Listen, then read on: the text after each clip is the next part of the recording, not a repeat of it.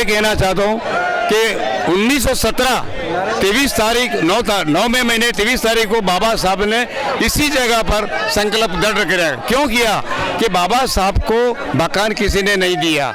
अगर एक पारसी ने दिया तो उसको मार डालने की धमकी दी, उनको मारा तो बाबा साहब का मकान और बाबा साहब को धक्का मार के निकाल दिया। उसी टाइम पर बाबा साहब इसी संकल्प भूमि इसी जगह पर आकर बाबा साहब रोने लगे थे कि मैं इतना पढ़ा लिखा आदमी, दुनिया इंग्लैंड अमेरिका और जर्मनी में जाके पढ़कर डिग्रियां ली इतनी हासिल, फिर भी मुझे इंसानियत के नाते देखने नहीं जाते, मकान नहीं देते। तो बाबा साहब रोने लगे। बाबा साहब ने यह दृढ़ संकल्प किया कि मैं मेरे समाज के लिए, मेरे समाज को जो इसी तकलीफ से मुक्त नहीं करूंगा तो मुझे जीने का कोई हक नहीं। तो बाबा साहब ने कहा अगर ये मेरे समाज को इसी काम से मुक्त नहीं करूंगा तो मैं आत्महत्या करके मर जाऊंगा। बाबा साहब ने जब 1917 में ये संकल्प किया था तो बाबा साहब ने कहा था कि उन्होंने ये संकल्प किया था कि शिक्षित बनो, संगठित बनो और समाज के लिए काम करो।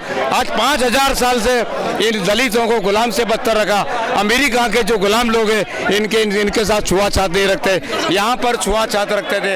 हजारों साल की जो बीमारी थी, जो हंडी रखनी पड़ती थी थूकने के लिए, पीछे झाड़ू रखना पड़ता था, ये बाबा साहब ने ये निकाल दिया। हमारा संविधान, बाबा साहब ने 40 देशों का संविधान पढ़ा, उसके बाद बाबा साहब ने ये संविधान बनाया। और कितने भारत की भिन्न भिन्न भाषाएं, भिन्न भिन्न प्रांत, भिन्न भिन्न भाषाएं, भिन्न भिन्न प्रांत, भिन्न भिन्न बोली, ये सबको ध्यान में रख के बाबा साहब ने ये बौद्ध धर्म का जो चिन्ह है हमारा, जो राष्ट्र ध्वज के अंदर, उसके अंदर बौद्ध चक्र भी रखा है। बाबा साहब ने बौद्ध धर्म दिया कि समानता, मानवता, बंधुता के लिए। बाबा साहब ने कहा था कि मैं मरूंगा तो हिंदू धर्म में 1935 में कहा था, 1935 में मैं मरूंगा, मैं मरूंगा तो हिंदू धर्म में मैं नहीं मरूंगा। और 1956 में बाबा साहब ने ये प्रतिज्ञा पूरी की थी और बाबा साहब ने 5 लाख लोगों के साथ उन्होंने नागपुर में बाबा साहब ने अंगीकार करी थी। हाँ, हमने भी दीक्षा ली है, मैंने दीक्षा ली है, नागपुर में जाके ली है। हाँ, क्या बोलना चाहेंगे? इनको बहुत बुद्धिस्ट बोला जाता है, बुद्ध प्रेमी। जो लोगों ने नहीं लिया उसको क्या बोलना चाहिए? उनको क्या बोले, कभी तुम ले लो।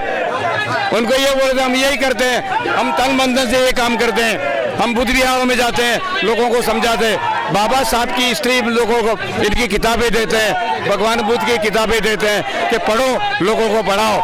बच्चों को हम यही शिक्षा देते हैं कि बाबा साहब ने तुम्हें ये सुविधा दी है, उसी सुविधा का तुम संकल्प करो कि समाज को आगे बढ़ाने के लिए तुम काम करो। बाबा साहब हमारे लिए गौर था। उन हिंदू धर्म के जितने देवी देवियाँ, हिंदू धर्म की जितनी देवी देवियाँ, उन्होंने हमारा कुछ भी काम नहीं किया। एक बाबा साहब हमारे लिए भगवान पैदा हुआ तो आज हमारी जो समानता, मानवता, शिक्षा के लिए, राज के लिए, सामाजिक के लिए, धार्मिक के लिए, हर बात के अंदर बाबा साहब ने हमें सुविधा दी है। बहुत धर्म दिया शिक्षा के लिए। आज चपरासी से लेकर राष्ट्रपति बाबा साहब ने बनाया, कितना बड़ा योगदान है, किसी भगवान और देवी ने नहीं करा है। वो हमारे लिए गॉड है। The man is god, man is god, all are equal. Doctor B.R. Ambedkar थे माई फेवरेट गॉड, थे माई फेवरेट इंटेलिजेंट मैन। 40,000 पुस्तक थे इनके पास, 16 डिग्रियां थी। दुनिया में हाईएस्ट बाबा साहब का क्वालिफिकेशन था, दुनिया में हाईएस्ट इनका म्यूजियम है। 40,000 पुस्तक है। आज मैंने 4,000 पढ़कर, मेरा लड़का अमेरिका में PhD हुआ बाबा साहब की वजह से।